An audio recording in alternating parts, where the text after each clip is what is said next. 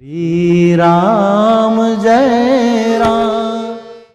इस बार फिर द्वारिकाधीश क्षेत्र पर हम आए कथा के लिए जी।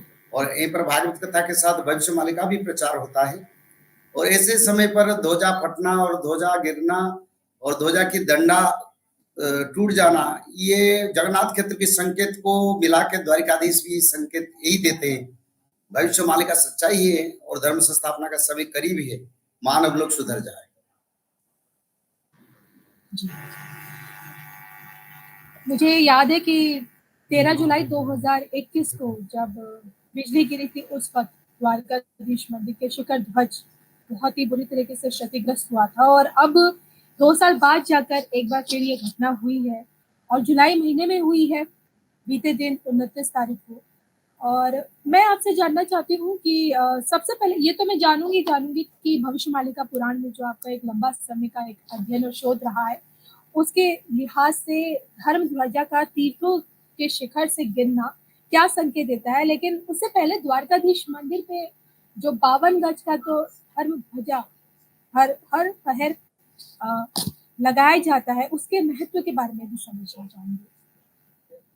देखिए, हमारी सनातनी परंपरा के साथ साथ वैदिक परंपरा में ध्वजा शासन का और शासन के साथ साथ मनुष्य लोगों को उद्धार करने के लिए भगवान की ध्वजा लगता है, क्योंकि ध्वजा के नाम पतित पावन है। यानी भक्तों को उद्धार के लिए भगवान का ध्वजा दर्शन भी होता है। और ध्वजा होता है सम्मान का प्रश्न, यानी भगवान की जो महिमा है वो ध्वजा है से ही प्रतिपादित होता है। और भगवान की ध्वजा अगर गिरता है, उसी समय हमारी शास्त्रीय विचारधारा में एक युग का अवसान और भगवान का नया अवतार का संकेत मिलता है। इसमें अगर दूसरा कोई देश का ध्वजा गिर जाता है, कोई देश, कोई शासन, कोई राजा का ध्वजा गिर जाता है और ध्वजा को निकाल देते, मानो वही शासन का अंत हो गए और शासन की ओर कोई आपद आ रहा है। पर यहाँ भगवान की ध्वजा गिर रहा है, क्योंकि भगवान सारे संसार का प्रभु है, कोटि ब्रह्मांड को चलाते हैं, कोटि ब्रह्मांड को निर्माण किए, पालन भी करते हैं।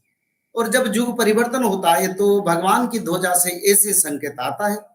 और जगन्नाथ क्षेत्र से पहले संकेत मिला था और जगन्नाथ क्षेत्र के बाद फिर द्वारिकाधीश क्षेत्र में। और द्वारिकाधीश क्षेत्र में एक बार नहीं, आपने जो बोला जुलाई का हुआ था 2021 का, और फिर काल एकादशी था। सनातनियों के लिए सबसे बड़ा पवित्र परंपरा दिन है। और एकादशी के दिन काल मंदिर का ध्वजा का जो दंडा टूट जाना, ध्वजा गिर जाना, ये संसार के लिए विनाश का संकेत के सिवा और कुछ भी नहीं है। और मानव लोग समझ लेना चाहिए। कोई बोलते थे जगन्नाथ क्षेत्र में हो रहा है तो उड़ीसा को आपद आने वाले हैं, पर ये जब हम यहाँ आए कथा करने के लिए, भविष्य मालिका का प्रचार करने के लिए, अभी हम द्वारिकाधीश क्षेत्र पर हैं और 7 दिन का भागवत कथा के साथ भविष्य पुराण मानव सभ्यता के कल्याण के लिए त्रिसंध्या की धारा हम प्रचार करने के लिए आए। और ऐसे समय पर जब हमारा कथा चल रहा था, उसी समय पर ध्वजा की जो मुख्य दंड है वो टूट जाना, ये संसार के लिए विनाश का संकेत है और कलियुग का अंत का संकेत है, उसमें कोई संदेह नहीं है। आपने कहा कि विनाश का संकेत है। 2001 में, जी 2001 में जब 2 साल पहले जब ये घटना हुई थी, तो ना सिर्फ भारत में बल्कि पूरी दुनिया ने कोरोना जैसी जानलेवा बीमारी को झेला और उसमें हजारों लाखों लोगों की मतलब जानें दी गई। तो मैं आपसे जानना चाहती हूँ कि ये विनाश किस ओर हम सबको लेके जाएगा। विनाश एक महामारी के तौर पर आने वाला है, प्राकृतिक आपदा के तौर पर आने वाला है, इसके ऊपर आप कुछ दृष्टि डालें। देखिए माँ, भगवान का जो कार्य है, भगवान का जो संकेत मानव लोगों के लिए, संसार के लिए, वो सुखदायक है और सुखदायक भी है। जो पापी लोग हैं उन लोगों के लिए भगवान की संकेत विनाशकारी होता है। तो जो विनाश आएगा, जो पाप में डूबे हैं, जो धर्म भ्रष्टाचार में डूबे हैं, जो नीति आदर्श और वेद को विरोध करते हैं, जो जीव हत्या गो हत्या करते हैं, जो धर्म के विरुद्ध में काम करते हैं, उन लोगों के लिए विनाशकारी है। जो सच में धर्मी और पवित्र लोग हैं भगवान की शरण में, उन लोगों के लिए आनंददायक, क्योंकि एक युग परिवर्तन होगा और सत्य युग आएगा। जो भक्त लोग चाहते हैं ना वही आने वाला है, तो इसके लिए भक्त लोगों के लिए आनंददायक है और पापियों लोगों के लिए विनाशकारी और भयंकर है।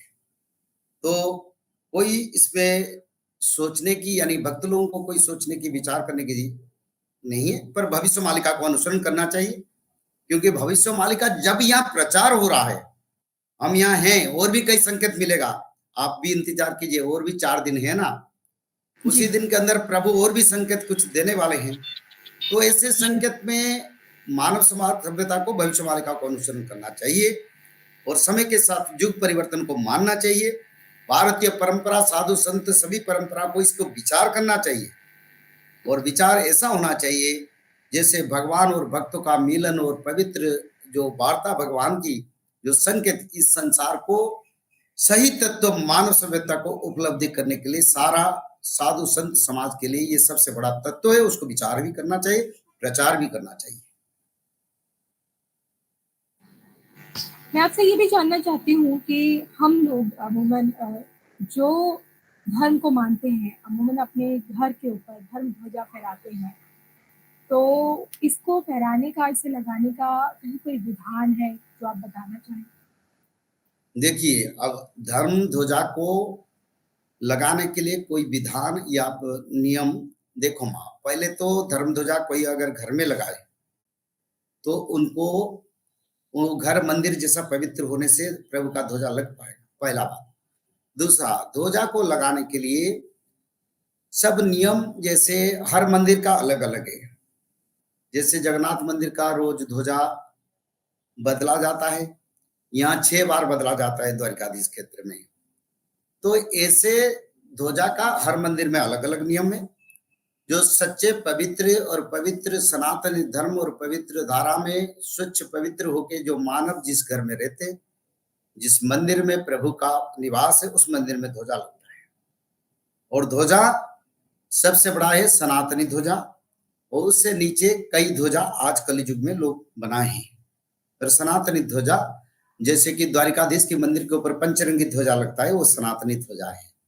और जगन्नाथ की मंदिर की ओर भी पंचरंगी का ध्वजा, जैसे कई कई वर्ण का ध्वजा लगता है।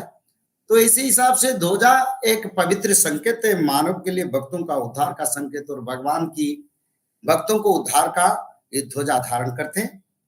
और अभी देखिए, आप द्वारिकाधीश मंदिर में जो ध्वजा लगाए हैं वो मंदिर के शिखर पर नहीं है। आप देखिए, द्वारिकाधीश मंदिर में जो ध्वजा अभी लगाए हैं उसका फोटो भी अगर बोलेगा भेज देंगे यहाँ से, वो ध्वजा मंदिर के शिखर से नीचे है। अगर शिखर के नीचे अगर मंदिर का ध्वजा होता है, ये संकेत देता है प्रभु चाहे विश्राम में है, और नहीं तो प्रभु कोई काम से, धर्म संस्थापना से धरती पर कहीं जाए हैं। तो ये ध्वजा का अवतरण हो गया, ध्वजा शिखर पर लगना चाहिए। ये कोई नियम नहीं है, जिस समय पूजा होता है मंदिर का उसी समय ध्वजा शिखर पर रहना चाहिए, नीचे नहीं होगा, मंदिर से नीचे, यानी मंदिर का जो शिखर से नीचे ध्वजा लगाएगा, ये संकेत अच्छा नहीं है। और अभी ऐसा संकेत आप भी देखेंगे और दिखाई देता है, सभी लोग देखते हैं। द्वारकाधीश के शिखर पे जो 52 गज का जो धर्म ध्वजा फहराया जाता है, क्योंकि आपने कहा कि मंदिर के नीचे का मंदिर के शिखर से नीचे ध्वजा का लगना एक शुभ संकेत बिल्कुल नहीं है, लेकिन मंदिर के शिखर के ऊपर जो 52 गज का जो धर्म ध्वजा फहराया जाता है, जिसमें सूर्य और चंद्रमा की आकृति भी हम लोगों को देखने को मिलती है। कहा भी ये भी जाता है कि जब तक सूर्य चंद्रमा है तब तक हमारे द्वारकाधीश हमारे साथ है। और जब जब ये भी कहते हैं कि धर्म ध्वजा का मतलब ही यही होता है कि किस प्रकार जो हमारे देवता है वो उस धर्म ध्वजा एक तरह से संकेत है कि पूरे नगर की सुरक्षा करते हैं। तो 52 गज के धर्म ध्वजा के बारे में मैं आपसे समझना चाहूंगी, क्योंकि इसी पे आज हम बात कर रहे हैं। देखिए माँ, ये जो ध्वजा के बात करते हैं, जगन्नाथ मंदिर से महापुरुष अच्युतानंद ने लिखे थे, नील चक्रु नेत खसिब प्रभु रंगाधर, जाजन अग्रे जाइए जन्मी में विष्णु भक्त गृह। ये महापुरुष अच्युतानंद ने लिखे हैं। नील चक्र से, जगन्नाथ क्षेत्र से नील चक्र से जब ध्वजा गिरेगा या ध्वजा उड़ जाएगा, तब भगवान का अवतार होगा। और वही संकेत आज द्वारिकाधीश के तरफ पर जब हम प्रचार करते हैं, भविष्य मालिका का प्रचार जब हम यही करते हैं और यही संकेत प्रभु द्वारिकाधीश ने दे दी, तो जगन्नाथ जो है द्वारिकाधीश वही है, उसमें कोई अंतर नहीं। क्षेत्र के अनुसार प्रभु का अवतार का अलग अलग रूप है, पर इस क्षेत्र से वही ध्वजा गिर गया। इसका अर्थ कल की भगवान का अवतार का समय सन्निकट या अवतार हो चुके हैं और ऐसे समय पर द्वारिकाधीश भी भविष्य मालिका को भक्त लोगों के लिए पवित्र धारा में प्रमाण कर दिए। मैं भी ध्वजा गिरा के दिखाती हूँ, जैसे जगन्नाथ मंदिर से ध्वजा गिरता है, और भक्त लोग समझ जाओ, क्योंकि धर्म संस्थापना समय करीबी और भक्त और भगवान, कल की भगवान के साथ भक्तों का मिलन समय आ रहा है। बहुत आनंददायक समय आ रहा है, प्रभु संकेत दे रहा है, बहुत आनंददायक है। गुरु जी, जाते जाते मैं आपसे ये जानना चाहती हूँ कि आज के दौर में बहुत हम लोग तीर्थों में जाते हैं, पूजा पाठ करते हैं, और आज जब तीर्थों से जो इस तरह से जो घटनाएं हो रही है, धर्म ध्वजा का गिरना, तीर्थों के पत्थरों का गिरना, जो जगन्नाथ में हमने देखा, ध्वजा पे आग लगना जगन्नाथ मंदिर में हुआ, और आज बीते दिन जो जिसके बाद द्वारकाधीश मंदिर पे, लेकिन उन लोगों को, जो लोग इन चीजों को नहीं मानते, वो लोग कैसे आभास करें कि एक बड़ा परिवर्तन बहुत ही निकट है हमारे लिए। महापुरुष अच्युतानंद ने लिखे हैं, ये जो सच में भक्त है उनको अनुभव होगा, जो भक्त नहीं उनको कोई अनुभव, कोई अनुभूति नहीं मिलेगा। क्योंकि गुप्त प्रगट कही तो नुहि अचंबित लगे बाणी, चेतुआ भक्त गुप्त काहू बेड़ोसु अछंती जानी। इसका अर्थ है, यानी गुप्त तत्व बोलने से लोग विश्वास नहीं करेंगे, पर प्रभु का जो पहले से भक्त चारों युगों में, वो भक्त पहले से ये जानकारी है, प्रभु आ रहे हैं, समय परिवर्तन हो रहा है, धर्म संस्थापना होगा, प्रभु का नया अवतार, कल के अवतार भी होंगे और हम लोग दर्शन करेंगे। और कल अमृतसर में भी ध्वजा उड़ गया, उसका वीडियो मैंने सुबह सुबह देखा था, और ध्वजा गिरने के साथ बहुत कुछ वहीं पर भी विनाश किया। और ध्वजा गिर जाना सिख धर्म के लिए भी एक संकेत है, कोई एक दिन में नहीं करेंगे। इस क्षेत्र से ध्वजा गिर गया, प्रभु का जो पहले से भक्त चारों युगों में भी ध्वजा कहीं हवा में उड़ जाता है, मैं देखा जो फोटो में, तो ये संकेत भी सिख धर्म के लिए, धर्म संस्थापना का और भगवान की कल्कि के समर्पण आने के लिए ये सबसे बड़ा संकेत है। एक दिन में दोनों कार्य हो। आपसे बस एक आखिरी सवाल कि जो लोग, जैसे आपने कहा कि ऐसे में भगवान के तरफ आने का बहुत सही मार्ग है उनको अपने जीवन को समर्पित करने का, तो कैसे करे इंसान? अगर आप थोड़ा विस्तार से बताएं त्रिसंध्या के बारे में थोड़ा सा। देखिए माँ, जो देवता लोग त्रिसंध्या रोज करते हैं, और सत्ययुग जब आएगा ना, सभी मानव देवता जैसा बनेंगे। तो दूसरा युग, सत्ययुग आने से पहले मानव लोगों को हम त्रिसंध्या धारा बताते हैं, जो देवता लोग मान के अमर बन गए।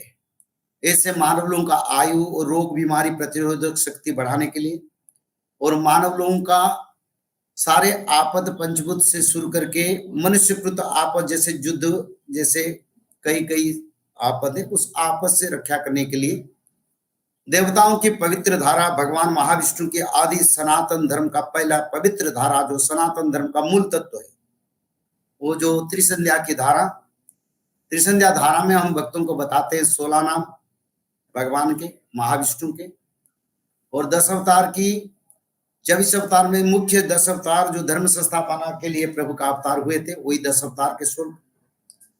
और माता जोगमाया शक्ति और प्रभु माधव का धर्म संस्थापना इस समय हो रहा है, इसलिए दुर्गा माधव स्तुति। और भगवान कल्कि का नाम माधव है इस युग में, सत्य युग में, इसलिए माधव नाम का 108 बार भजन, और श्रीमद् भागवत हर घर में पठन, हर मानव को पठन, हर बच्चा बच्ची को भी पठन।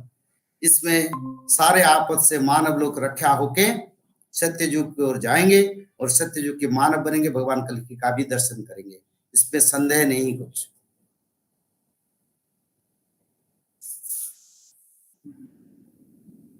कोई और भी अगर कुछ पूछना चाहते हैं तो ये थे हमारे साथ परम पूज्य कनिष्ठ काशा मिश्र जी, जिनसे हमने जाना कि मौजूदा समय में जो चीज़ें घटनाएं हो रही, खासकर हमारे तीर्थों से जो तस्वीरें सामने आ रही हैं, कहीं ना कहीं भविष्यवाणी का पुराण के अनुसार एक अशुभ संकेत है, जिसका जो हमें आगे भविष्य में देखने को मिलेगा। नमस्कार। जय जगन्नाथ, जय जय- श्री द्वारकाधीश। जय जगन्नाथ।